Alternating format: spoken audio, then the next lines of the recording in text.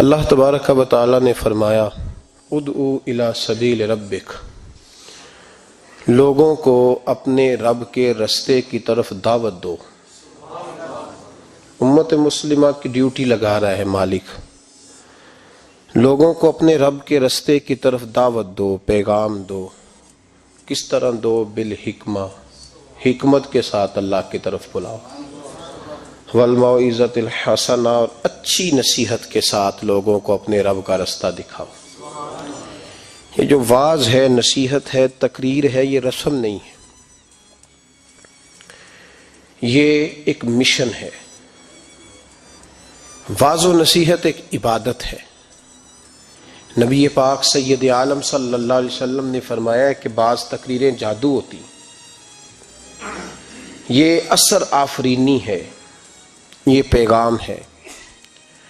لوگوں کو مالک کا رستہ دکھانے کے لیے اللہ خود کچھ بندوں کی ڈیوٹی لگاتا ہے، انہیں قوت استدلال اپنے فضل سے عطا فرماتا ہے، ان کے لب و لہجوں میں مٹھاس اپنی رحمت کاملہ سے عطا کرتا ہے، ان کے لفظوں کو مالک اپنے فضل سے تاثیر کا نور عطا فرماتا ہے، اور ان لوگوں کے ذمے یہ کام لگایا جاتا ہے۔ میرے نبی پاک سید عالم صلی اللہ علیہ وسلم خود خطبہ ارشاد فرماتے تھے، اور صحابہ کرام علیہم رضوان فرماتے محبوب کے میٹھے جملوں اور پختہ باتوں کا یہ حال ہوتا تھا کہ حضور جب قیامت کا ذکر کرتے تھے تو لگتا تھا یہاں سے اٹھیں گے تو قیامت آ جائے گی،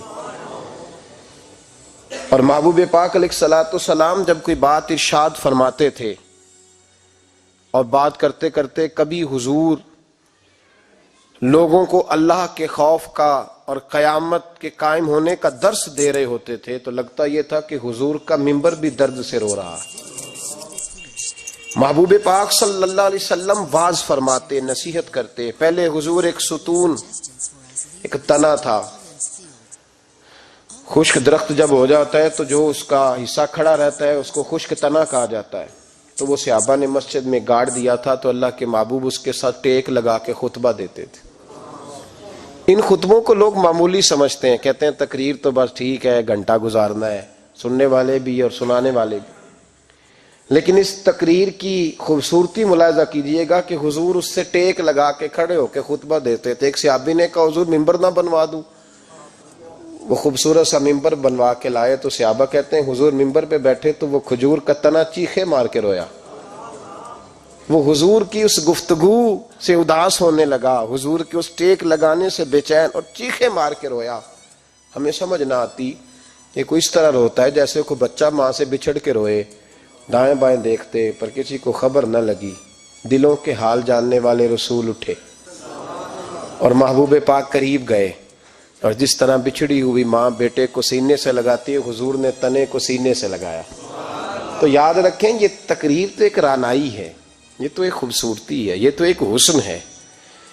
اب جس مقاصد کے لیے ہم تقریریں سنتے ہیں، بس شعر آیا تو کیا بات ہے جی، آج جو شعر سنایا اس کی کیا بات ہے، وہ جو بات آج سنائی مزہ آ گیا۔ تقریر لطف کے لیے نہیں، تقریر اصلاح کے لیے ہوتی ہے۔ تو بتا تو نے اس سے حاصل کیا کیا، تیرے اندر تبدیلی کیا آئی، تو نے وہاں سے کیا چیز سیکھی، کون سا تیرا آج رخ بدل گیا، کس طرف تیری توجہ ہٹ گئی۔ بہت سارے تو ایسے ہیں جو تقریر کرنا ہی چھوڑ گئے، اور جو کرتے ہیں وہ بھی تقریریں نعروں کی نظر ہیں الا ماشاءاللہ، اور برسوں سے جو خود محفل نعت کرانے والا ہے وہ بیچارہ خود نمازی نہیں بن سکا، جو کئی سالوں سے ہر سال محفل سجاتا ہے اس نے کیا حاصل کیا وہاں سے۔ تقریر ایک خوبصورتی ہے۔ میرے محبوب کی تقریریں اور ان تقریروں کا کبھی حسن پوچھنا ہو تو صرف مسجد نبی کے ممبر سے خوشبو نہیں آئے گی، بلکہ آپ کو بدر کا میدان بھی بتائے گا کہ میں نے بھی مصطفیٰ کے خطبے سنے ہوئے ہیں، آپ کو احد کے پہاڑ بھی بتائیں گے کہ ہم نے بھی حضور کے خطبے سنے ہیں، اور آپ کو حنین کی وادیاں بھی بتائیں گی کہ مصطفیٰ خطبہ دیتے تھے۔ اور خانہ کعبہ میں جب حاجی طواف کر رہے ہوتے ہیں اور خطبہ جمعہ پڑھا جا رہا ہوتا ہے تو کعبہ کہتا ہے لوگوں مجھ سے پوچھو فتح مکہ کے موقع پر اونٹنی پر بیٹھ کر جب مصطفیٰ نے خطبہ پڑھا تھا، کیا خطبہ تھا، کیا رنگ تھا، کیا رانائی تھی۔ تو یہ خطبے حضرت ابو بکر صدیق تقریر کرتے تو لوگ کہتے ہیں یوں لگتا کہ ابو بکر دلوں میں اتر جائیں گے. عمر کبھی خطبہ پڑھتے تو یوں لگتا کہ عمر یہاں بول رہے ہیں اور کیسر و کسرا وہاں کانپ رہے ہیں. ان لوگوں کی باتوں میں ٹھنڈک تھی. جہاں یہ دین کے مجاہد بنتے تھے تو وہی باتیں جلال تھیں, کمال تھا ان کی باتوں. بہت سارے لوگوں کی گفتگو اتنی خوبصورت ہوتی ہے. اب تو لوگ تقریر کرنے والے کو مولوی کہتے ہیں اور دم کرنے والے کو صوفی کہتے ہیں. حالانکہ صوفیاء کا سب سے زیادہ کمال یہ ہے کہ وہ لوگوں کو اپنی گفتگو سے اللہ کی طرف موڑ دیا کرتے ہیں. اصل صوفی وہ ہوتا ہے. آج جس با کمال صوفی کا ہم ذکر کرنے جا رہے ہیں, حضور غوث پاک, محبوب سبحانی, قندیل نورانی, شہباز لامکانی, شیخ سید عبد القادر جیلانی. کسی نے پوچھا تھا حضور غوث اعظم سے کہ آپ کی ولایت کس طرح کی ہے, تو آپ نے اپنی ایڑی کی طرف اشارہ کر کے فرمایا جب تک میرا قدم نہ لگے اللہ کسی کو ولایت دیتا ہی نہیں. تو میری ولایت کی بات کرتے ہو, میں جب تک مور نہ لگاؤں اللہ کسی کو ولی بناتا. شیخ سعدی بول پڑے, کہنے لگے غوث اعظم درمیان اولیاء چوں محمد درمیان انبیاء. حضور غوث اعظم رضی اللہ تعالیٰ عنہ کا ولیوں میں وہی مقام ہے جو نبی پاک کا نبیوں میں مقام ہے. امام الاولیاء, سرتاج الاولیاء حضور غوث پاک رضی اللہ تعالیٰ عنہ. حضور غوث اعظم رضی اللہ تعالیٰ عنہ فرماتے ہیں میں تقریر نہیں کرتا تھا, تعلیم میں نے حاصل کر لی پر میں تقریر, یہ بڑا ضروری کام ہے, یہ بڑا ضروری کام ہے. جو اثرات اس کے ہوتے ہیں باقی چیزوں. حضرت جنید بغدادی یہ تو حضور غوث اعظم کے بھی پیر ہیں نا, یہ تو حضرت داتا علی اجویری کے بھی پیر ہیں. حضرت جنید بغدادی کے بارے میں داتا صاحب نے لکھا ہے کشف المعجوب میں, فرماتے میں عالم بن گیا, پڑھ گیا, میرے ماموں بھی تھے, میرے مرشد بھی تھے حضرت سری سختی رحمت اللہ علیہ. تو مجھے اکثر کہتے کہ جنید یار تقریر کیا کر. میں کہتا ہوں حضور ابھی میں نیک نہیں, ابھی میں خود ٹھیک نہیں. میرے پیر بھائی بھی مجھے کہتے کہ حضرت کی بھی خواہش ہے تو ہمارا بھی دل کرتا ہے. لگتا ہے کہ آپ کی گفتگو کی برکت سے اللہ بڑے لوگوں کو ہدایت عطا فرمائے گا, آپ وسیلہ بنیں گے, تو بات کیا کریں. کہتے میں ٹال دیتا. میرے نصیب دیکھو, ایک دن میں اپنے گھر میں سویا ہوا تھا تو اچانک بغداد کی ساری گلیوں نے مہکنا شروع کر دیا.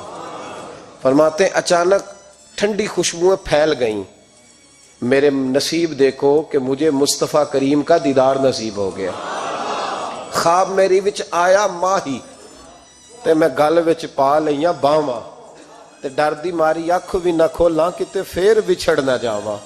کہتے ہیں حضور تشریف لائے تو مصطفیٰ نے بڑا ہی نوازا, محبوب نے بڑا ہی نوازا. کاش آپ کو لذت آئے اس بات کی. حضور نے اللہ اکبر بڑا ہی نوازا. کہتے ہیں محبوب جانے لگے تو ہلکا سا جملہ, میٹھی سی بات, ایک جملہ بڑا میٹھا سا. جاتے دفعہ فرمانے لگے جنید تقریر کیا کر یار, تقریر کیا کر. داتا صاحب لکھتے ہیں, داتا صاحب فرماتے ہیں کہ حضرت جنید بغدادی کہتے ہیں عرض کی حضور اب تو ضرور کروں گا, اب تو روز کروں گا, کھول کے کروں. فرماتے ہیں میں جب اٹھا نا, فجر کی اذان ہوئی, وضو کیا, سنتیں پڑھی تو دل میں چور آ گیا. میرے دل میں خیال آیا کہ پیر صاحب نے تو کبھی نہیں بتایا کہ انہیں دیدار ہوا ہے, تو مجھے تو ہوا ہے نا. پیر صاحب نے, بہت سارے لوگ پیر صاحب سے خود سیانے ہوتے ہیں نا, ان کو خود نور نظر آتا ہے روز خواب میں, وہ بہت سارے جلوے خود بیان کر لیتے ہیں. تو کہتے ہیں میرے دل میں خیال آیا کہ پیر صاحب نے تو کبھی نہیں بتایا تو مجھے تو ہوا ہے. کسی درویش نے ایک شعر کہا تھا پر بڑے مسئلے اس نے حل کیے. وہ کہنے لگا جڑے محرم راز حقیقت دے او راز حقیقت کھول دے نہیں, او جنہ ویکھیا نہیں او کرن گلاں, جنہ ویکھ لیا او تے بول دے ہی نہیں, جنہ ویکھ لیا او ان سے بولا جاتا بھی نہیں, بولا جاتا بھی نہیں. تو کہتے ہیں میں سنتے گھر پڑی تو خرامہ خرامہ چلا تو دل میں چور تھا, بانج فقیروں کسے نہیں ماریا, اے ہوئی چور اندر دا. کہتے ہیں میں گیا حضرت کے پیچھے نماز پڑھی 7ویں صف میں, تو اندر چور تھا کہ میرا تو درجہ اونچا چلا گیا ہے لیکن مجھے دیدار ہوا ہے. تو کہتے ہیں نماز حضرت نے خود پڑھائی تو نماز پڑھا کے کہنے لگے جنید آگے آ جا. فرماتے ہیں میں 3ری صف میں آ گیا تو کہنے لگے چل یار تھوڑا اور نیڑے آ جا. کہتے میں قریب جا کے نا پہلی صف میں بیٹھا تو کہنے لگے ادھر آ میرے ساتھ بیٹھ. کہتے میں ان کے ساتھ بیٹھ گیا, حضرت کے ساتھ. یہ بھی کسی نصیبوں والوں کو نصیب ہے نا. کہتے میں ساتھ بیٹھ گیا مرشد کے, تو شیخ تسبیح رول رہے تھے. ادھر دیکھنا میری طرف, تسبیح پھیر رہے ہیں. اور تسبیح پھیرتے پھیرتے نا اچانک آنکھ اٹھائی اور میری طرف دیکھ کے کہنے لگے اب تقریر کرو گے نا, جڑے محرم راز حقیقت دے, اب کرو گے نا تقریر. تو میرے اندر تو چور تھا. میں نے کہا جی اب کیا ہوا ہے؟ چور تھا نا کہ مجھے پتا ہے کسی کو پتا ہی نہیں, اب کیا ہوا ہے؟ تو کہتے ہیں وہ چپ کر گئے. چند منٹ کے وقفے کے بعد پھر فرمانے لگے اب کرو گے نا تقریر. کہتے اندر چور بیٹھا تھا. میں نے کہا حضور ہوا کیا ہے بتائیں تو صحیح. کہتے ہیں انہوں نے تسبیح چھوڑی, جبہ سمیٹا اور چہرہ میری طرف پھیرا, اور میں نے ان کی آنکھوں میں جو روشنی آج دیکھی پہلے کبھی نہیں دیکھی تھی. لب و لہجے میں جو جلال آج دیکھا وہ کبھی نہیں دیکھا تھا. فرماتے ہیں حضرت بولے نظر تو وہ ظالم نظر ہے, اٹھے تو بیڑا ہی پار کر دے, گرے تو خانہ خراب کر دے.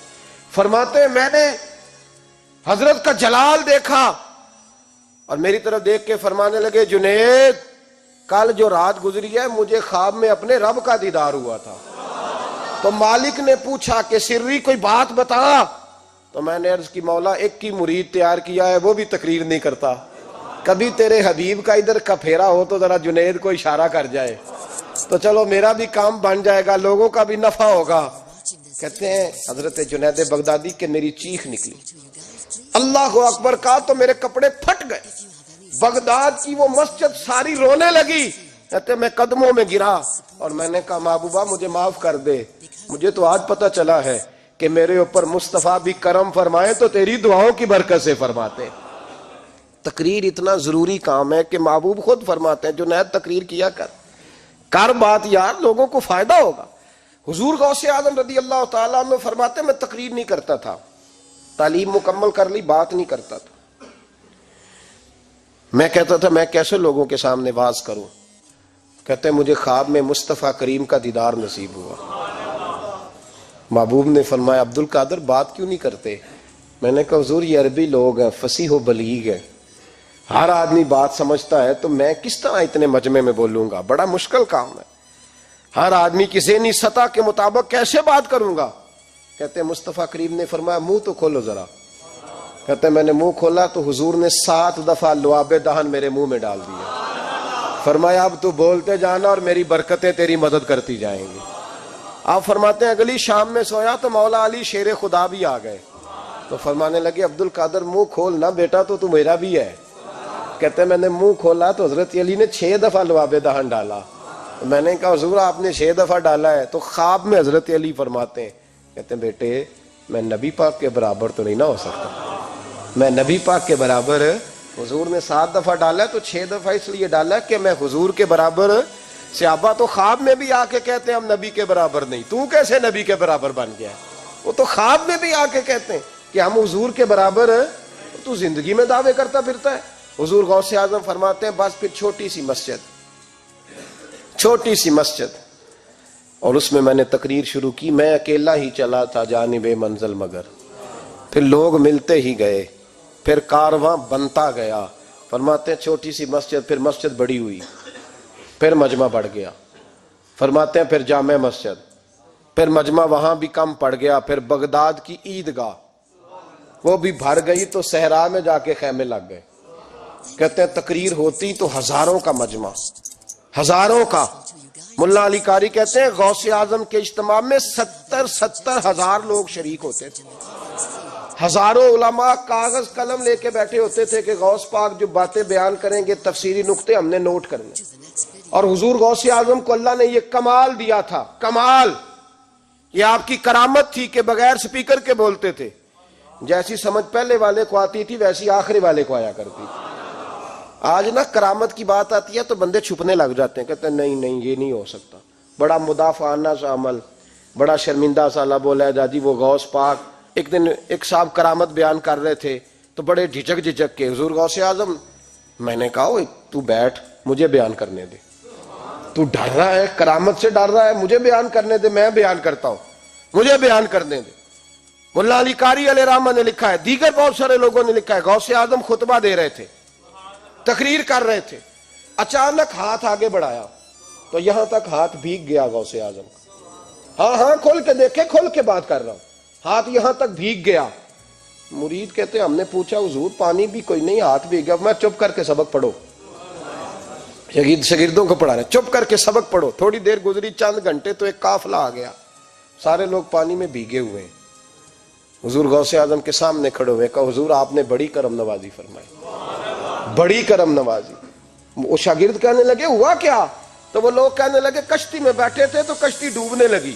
ہم نے کہا یا شیخ عبد القادر جیلانی، خدا کے فضل سے ہم پر ہے سایہ غوث اعظم کا، ہمیں دونوں جہاں میں ہے سہارا غوث اعظم کا. کہتے ہیں حضور غوث اعظم نے وہاں بیٹھے ہاتھ لگایا اور ڈوبتی کشتی کو باہر نکال لیا. اور ڈرنے لگے، کہنے لگے جناب یہ کرامت لوگ نہیں مانیں گے. تو میں کہا جنہیں نہیں مننا نہ مننے. ان کے کانوں کے نا پیچھے خارش ہوتی ہے جب اس طرح کی ولیوں کی بات بتائی جائے. وہ تو حضور غوث اعظم کی بات نہیں مان رہا. پڑھنا سورہ نمل پڑھ. حضرت سیدنا سلیمان علیہ السلام اپنے محل میں بیٹھے دربار میں، فرمایا ملکہ بلقیس کا تخت چاہیے. تم قرآن نہیں پڑھتے؟ ملکہ بلقیس کا تخت چاہیے. ایک جن اٹھا، اس نے کہا دربار برخاست ہونے سے پہلے، دربار کے برخاست ہونے سے پہلے، بے شک آپ 5 منٹ میں برخاست کر دیں تخت آ جائے گا. ہزاروں میل دور تھا. پتہ نہیں کہاں قرآن پڑھتے ہو تم. بنی اسرائیل کے ولیوں کی کرامتیں مانتے ہو اور نبی پاک کی امت کی باری آئے تو تمہیں خارش ہوتی ہے. شرمندہ شرمندہ سا لب و لہجہ. ہمارا لب و لہجہ شرمندہ نہیں، اس لیے کہ ہم تو جیتے اور زندہ ہی ولیوں کے نام کی برکت سے ہیں. ہمارے لب و لہجے میں تمہیں شرمندگی نہیں ملے گی. ہم اس طرح بیان نہیں کرتے کہ کوئی کیا کہے گا تو بچ بچ کے جملے. حضرت سلیمان سے کہا آپ کا دربار برخاست ہونے سے پہلے. آپ نے فرمایا نہیں بھائی اس سے بھی پہلے چاہیے.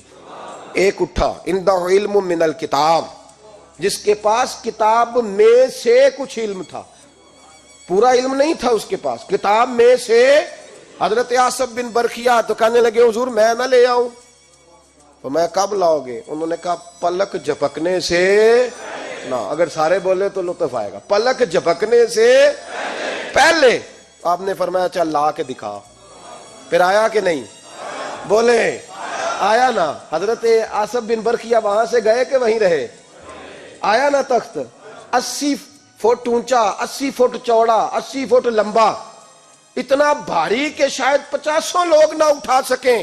وہ آیا، سامنے رکھا تو حضرت سلیمان کہنے لگے یہ کیا ہے؟ تو جناب آصف بن برخیا کہنے لگے ھذا من فضل ربی، یہ میرے رب کا، اور جن پر نرا فضل ہے ان کی یہ شان ہے جن کو اللہ کہ وبشر المؤمنین بان لهم من اللہ فضلا کبیرا. محبوب اپنے غلاموں کو خوشخبری دے دے کہ تیرے غلاموں پر میرا بڑا فضل ہے.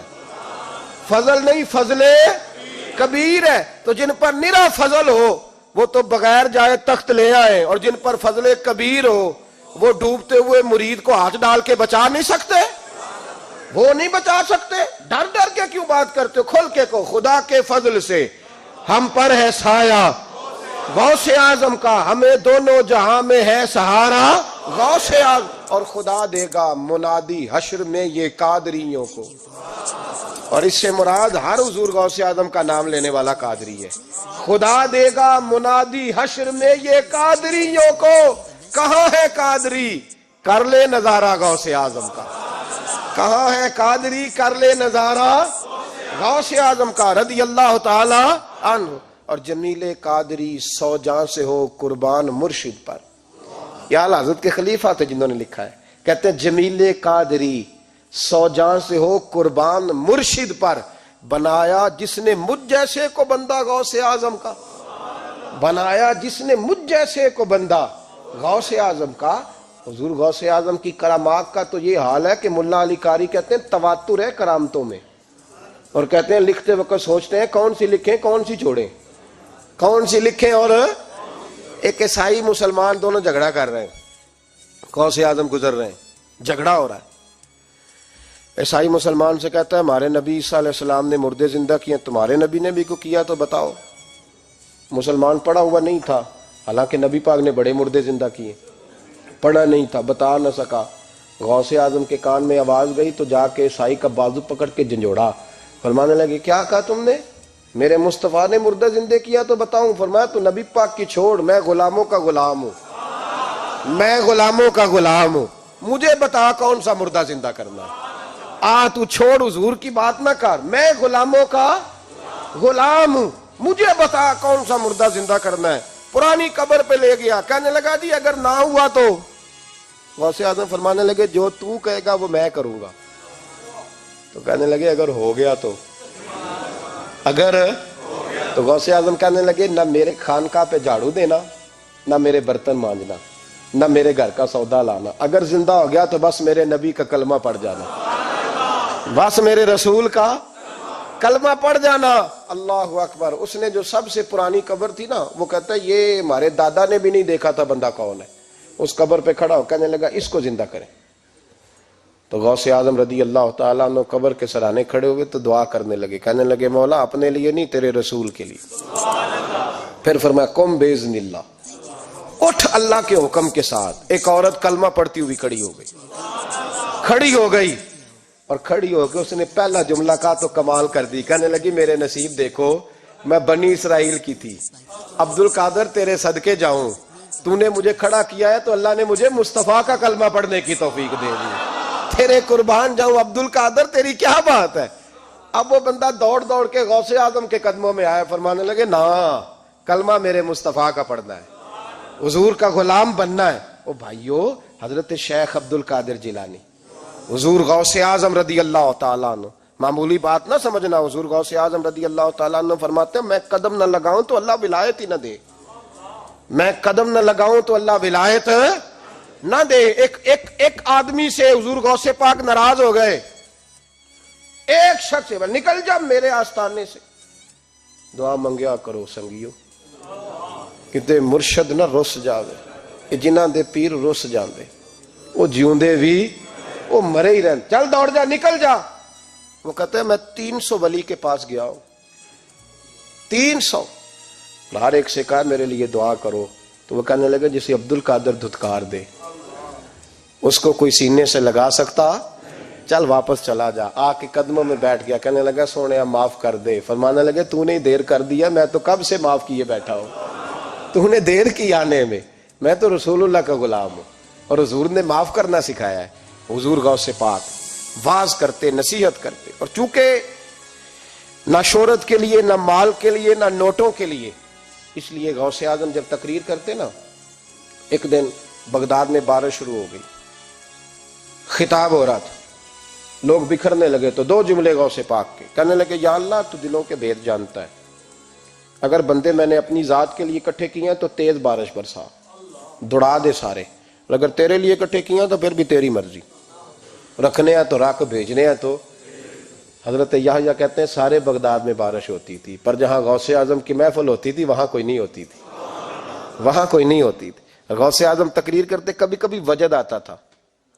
وجد کس کو کہتے ہیں؟ وجد کبھی کبھی آپ کہتے نہیں کہ میرے رونگٹے کھڑے ہو گئے، لوں کنڈے کھڑے ہو گئے، پھر کبھی کبھی کہتے ہو یار پتہ نہیں کیا ہوا آج تو آنسو رکتے نہیں تھے، اسی کو وجد کہتے ہیں، اسی کو، یہ ایک کیف ہے، ایک مستی ہے جو چڑھ جاتی ہے، ہر جگہ چڑھتی کہیں کہیں چڑھ جاتی ہے، اور کمال ہو جاتا ہے جب چڑھ جائے، پھر مزہ آ جاتا ہے۔ نہ انکار کریں اج میراں، اج موسم بڑا سہانا، مستی دا اج می برسا دے، نہیں پیاس دا کوئی ٹھکانا، تیرے کول اتر پرانا تے ساڈا درد بھی بڑا پرانا، تے میرا ہس ہس ٹال نہ سانو اسی پیتےوں باج نہیں جانا۔ کبھی کبھی ایک ماحول ہوتا ہے نا، کبھی کبھی حضور غوث اعظم وجد میں آتے تھے، کبھی کبھی اللہ کی دریائے رحمت کو بھی کبھی کبھی جوش آتا ہے، اور میرے حبیب فرماتے ہیں وہ پہلے آسمان پر نزول جلال کرتا ہے جو اس کی شان کے لائق، اور فرماتا ہے بندو مانگ لو جو مانگو گے میں دے دوں گا۔ میرے محبوب کے دریائے رحمت کو بھی جوش آتا تھا، حضور فرماتے تھے آج پوچھو جس نے جو پوچھنا ہے پوچھو، حضور فرمایا کرتے تھے۔ ایک دن حضرت ربیعہ بن کعب سامنے کھڑے ہیں تو میں سال یا ربیعہ جو دل کرتا ہے مانگ لے تیرا نبی تجھے دے دے گا۔ کبھی کبھی دریائے کرم جوش میں، تو غوث اعظم کو کبھی کبھی جوش آتا تھا۔ ایک دن تقریر کرتے جذبات میں آ گئے، جوش میں، یوں نظر اٹھائی تو حضرت خضر گزر رہے تھے، اوپر سے، اور جوش جذبات میں فرمانے لگے او بنی اسرائیل کے ولی ذرا نیچے تو اتر، ذرا محمد عربی کے غلام کی بھی چند باتیں سن کے جا، آج تجھے سناؤں رسول اللہ کے غلام کس طرح کے ہوتے ہیں۔ حال میں وجد میں کیف میں تھوڑی دیر گزری تو تڑپنے لگے، مجمع پہ سکوت طاری، لوگ سمجھ نہیں رہے ہو کیا رہا ہے۔ ایک آپ کے خلیفہ تھے حضرت علی بن ہیتی، وہ دیوار کے ساتھ ٹیک لگا کے سو رہے تھے، سارا مجمع دم بخود ہے، یہ کیا ہونے لگا؟ غوث پاک اٹھے، تقریر وہیں رہ گئی، علی بن ہیتی کے پاس جا کے یوں ہاتھ باندھ کے کھڑے ہو گئے اور دیر تک نبی پاک پہ درود پڑھتے رہے۔ ان کی آنکھ کھلی تو وہ بھی روئے، غوث اعظم بھی روئے، دعا ہو گئی، جلسہ ختم۔ غوث پاک سے تو پوچھنے کی طاقت ہی نہیں تھی نا کسی کی، ان سے کون پوچھے؟ لوگ حضرت علی کے پاس، حضرت علی بن ہیتی رحمت اللہ علیہ، حضور یہ کیا ہوا؟ ہمیں سمجھ نہیں آئی۔ آپ فرمانے لگے تمہیں کیا بتاؤں، تم کسی معمولی پیر کے ماننے والے نہیں ہو، میں آج غوث اعظم کی محفل میں بیٹھے بیٹھے ہی مدینے پہنچ گیا ہوں اور مجھے رسول اللہ کے جلوے نظر آنے لگے ہیں، پر میرے شیخ کا کمال دیکھو، جو میں خواب میں دیکھ رہا تھا عبد القادر ظاہری آنکھوں سے نظر فرما رہے ہیں، ظاہری آنکھوں سے، عالم وجد میں، کیف میں، سرور میں۔ اور جب غوث اعظم تقریر کرتے تھے نا تو 50 آدمی اس کونے سے کھڑے ہوتے تھے، کہتے تھے حضور ساری زندگی گناہ کیے ہیں، اب توبہ کرتے ہیں، اب دوبارہ گناہ نہیں کریں گے۔ اس کونے سے 15 کھڑے ہوتے تھے، حضور ڈاکے ڈالے ہیں ساری عمر، اب توبہ، آپ کی بات نے دل بدل دیا ہے، اللہ نے توفیق ہدایت دے دی۔ ادھر سے 10 کھڑے ہوتے، حضور سود کا دھندا، چوری کا دھندا، آج کے بعد توبہ۔ ایک بزرگ تھے حضرت یحییٰ بن نجا ان کا نام تھا، وہ کہتے ہیں میں نے سوچا روز بندے توبہ کرتے ہیں، آج میں گنوں نہ کہ ایک محفل میں کتنے کرتے ہیں، آج گنوں نہ۔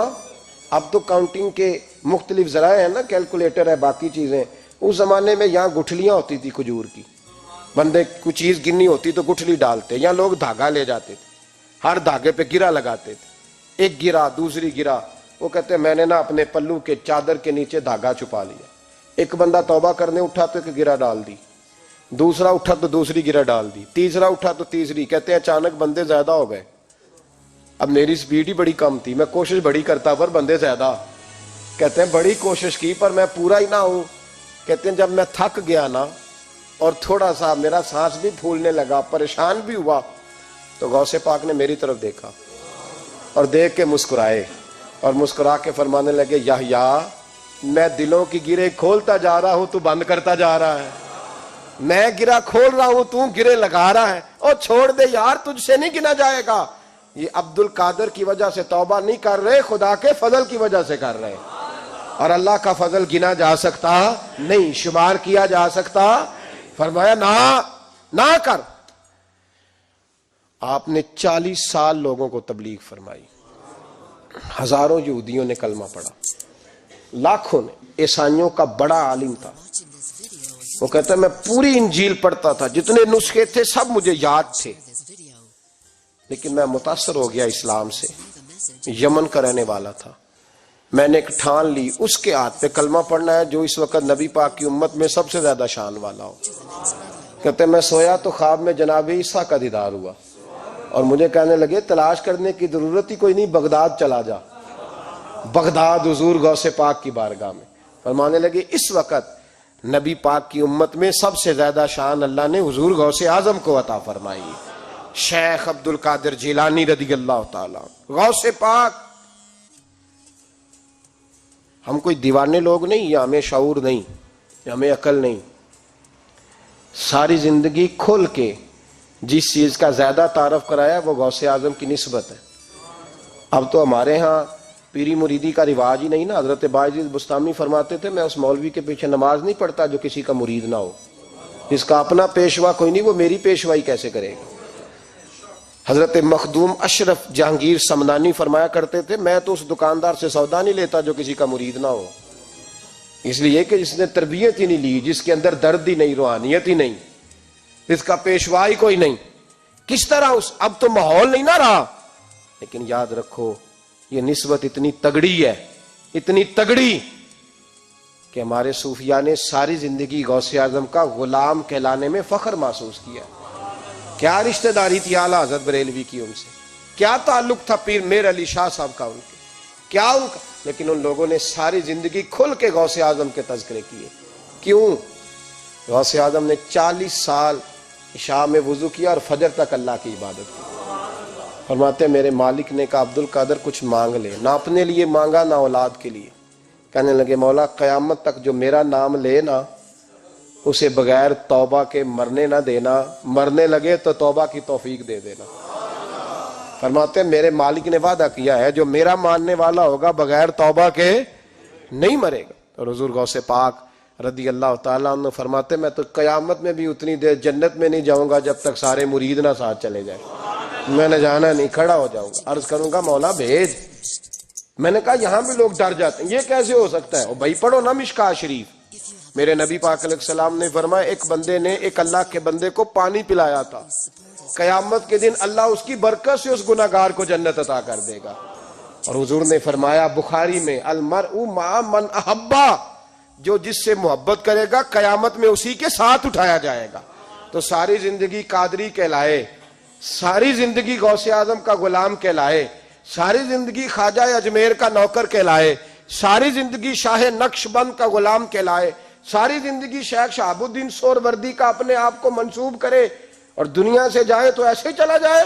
میرے نبی نے نص بیان کر دیا جو جس سے پیار کرے گا اسی کے ساتھ جائے گا، اسی کے.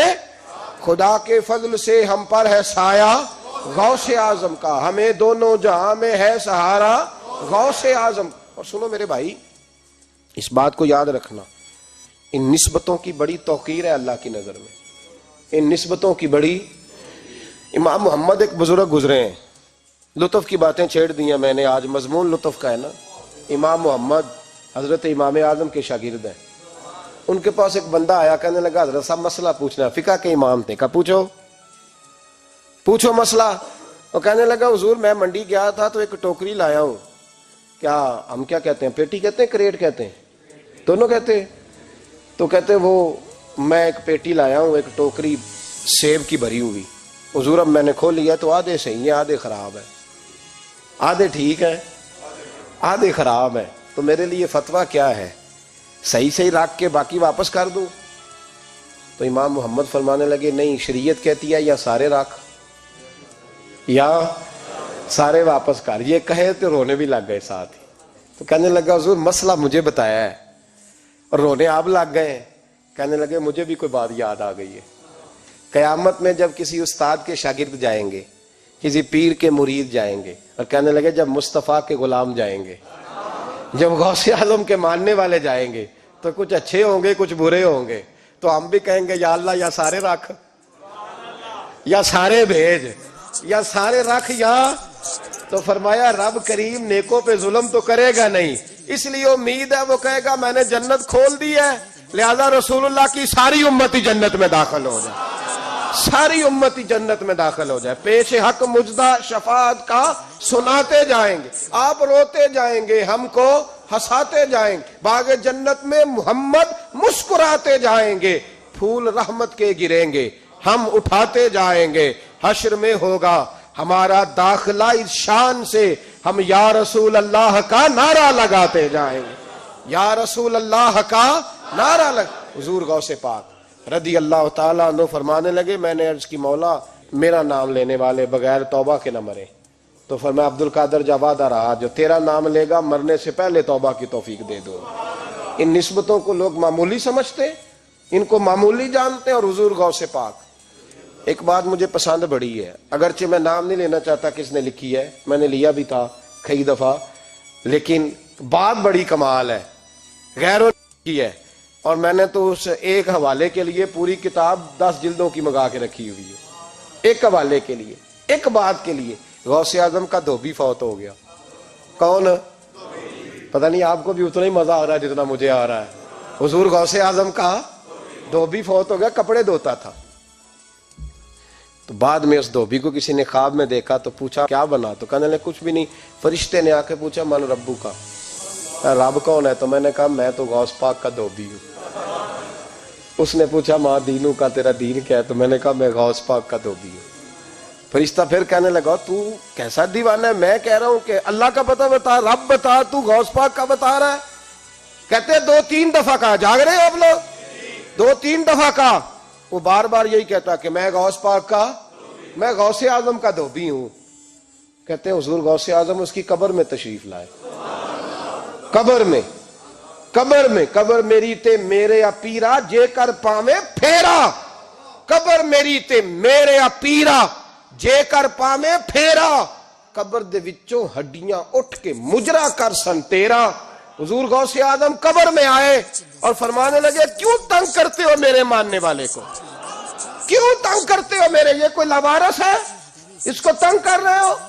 कहा हुजूर अल्लाह का पता बताते हैं तो आपका बताते हैं। फरमाने लगे तुम्हें समझा रहा है, ये तुम्हें समझा रहा है कि अब्दुल कादर के तो कोई दरवाजे से गुजर जाए तो उसे खुदा याद आ जाता है, इसने तो सारी जिंदगी कपड़े धो के दिए। ये तुम्हें बता रहा है कि मुझे रब भूला, उनके तो गली से गुजर जाए तो अल्लाह अल्लाह करने लगता है, और मैंने सारी जिंदगी कपड़े धोए हैं, मैंने सारी जिंदगी ड्राइवरी की है, मैंने सारी जिंदगी नौकरी की है, मैं ताबेदार रहा हूं, मुझे रब भूल गया है। फरमाते हैं हुजूर गौसे आजम ने फरमाया मुझसे पूछो क्या पूछना है, मुझसे पूछो। फरिश्ते कहने लगे हम पूछते ही नहीं, हम पूछते ही नहीं, अब्दुल कादर जाने और खुदा जाने, बात खत्म हो गई। मेरे गौसे पाक रदी अल्लाह ताला अन्हु को अल्लाह ने जो कमालात अता फरमाए, हुजूर गौसे आजम को अल्लाह ताला ने जो मर्तबा, आज भी हमारे कुछ दोस्त गए हुए हैं बगदाद शरीफ, बगदाद शरीफ कहते हैं यार कुर्बान जाएं, सारी दुनिया देखी है। सवेरे उठ के दरवाजे पे दस्तक देते हैं खादम, कहते हैं कौन सा खाना खाना पसंद करेंगे। ये अब्दुल कादर का आस्थाना है, ये गौसे पाक का दरबार है, आप जो कहेंगे वो पक के आपकी मेज पे पहुंचेगा, इसलिए कि ये गौसे आजम का दरवाजा है, ये कयामत तक खुला है फकीरों के लिए, गरीबों के लिए, मजबूरों के लिए। गौसे आजम दरियाए दजला पे खड़े थे तो गरीब रो रहा था, फरमा क्यों रोते हो, उसने अर्ज की हुजूर गरीब हूं, मल्लाह से कहा था धार सफर करा दे उधार, उसने कराया नहीं, रो रहा हूं कि पैसे होते तो रुसवा तो ना होता, जरूरी काम था दरिया के उस पार। गौसे आजम दौड़े गए, 100 दिनार लाए, मल्लाह वापस आया तो उसको 100 दिनार दे के कहने लगे ये पकड़ ले, आज के बाद किसी गरीब को मना ना करना, जो गरीब मिले उसे अब्दुल कादर के किराए पे सफर करा देना। जिंदगी सखावत से भरी हुई थी तो आज भी उनका आस्थाना सखावतें बांट रहा है, आज भी उनका दरबार सखावतें बांट रहा है। गौसे आजम दरमियाने औलिया चू मोहम्मद दरमियाने अंबिया, इन बुजुर्गों से अपनी निस्बत बनाए।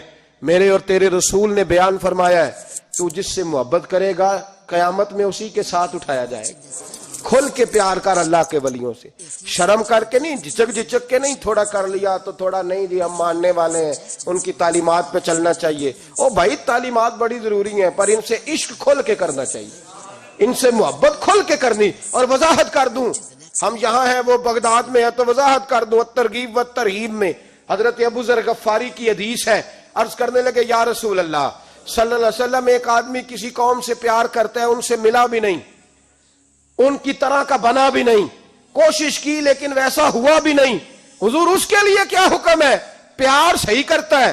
तो मेरे नबी पाक ने फरमाया प्यार खालिस करे, अल्लाह कयामत के दिन दोनों को इकट्ठा फरमा देगा, इकट्ठे हो जाएंगे दोनों। हुजूर ने नस बयान कर दी, इनसे प्यार करो तो खोल के करो, ये झिझक झिझक के और बड़ा कमजोर सा रवैया इख्तियार करना ये हमारा तरीका नहीं। हम गौसे आजम के मानने वाले हैं तो खोल के मानने वाले हैं, गौसे आजम का नाम लेते हैं तो खोल के लेते हैं। हम तो आला हजरत फाजले बरेलवी का तज़किरा करते हैं तो सार उठा के करते हैं, बड़ा ऊंचा कद होता है हमारा जब हम अहमद रजा का जिक्र करते हैं, इसलिए कि जो मशाइख अल्लाह ने हमें दिए हैं वो किसी और के हिस्से में आए ही नहीं। बाकी तो कोई अंग्रेज के हाथ पे बिक गया, कोई कहीं चला गया। ये हजरत अजमेरी का फैजान, ये दाता अली अजमेरी का फैजान, ये हजरत बाउलक नक्शबंद का फैजान और गौसे आजम का फैजान, ये जहां जहां गया है ये तवानाइयां ही अता करता गया है। इसलिए प्यार करें, खोल के करें, गौसे आजम का दिन मनाएं, खोल के मनाएं, 11वीं पकाएं तो खोल के मनाएं और खोल के खाएं, लेकिन गौसे आजम से प्यार सच्चा करें, उनकी तालीमात पर तवज्जो सही करें, उन बुजुर्गों के नक्शे कदम चलें, झिझक झिझक के नहीं, डर डर के नहीं, आस्ता आस्ता नहीं, खोल के। एक दफा कहें खुदा के फजल से हम पर है साया, गौस हमें दोनों जहां में है सहारा, गौस खुदा देगा मुनादी हश्र में ये कादरियों को, कहाँ है कादरी कर ले नजारा गौसे आजम का।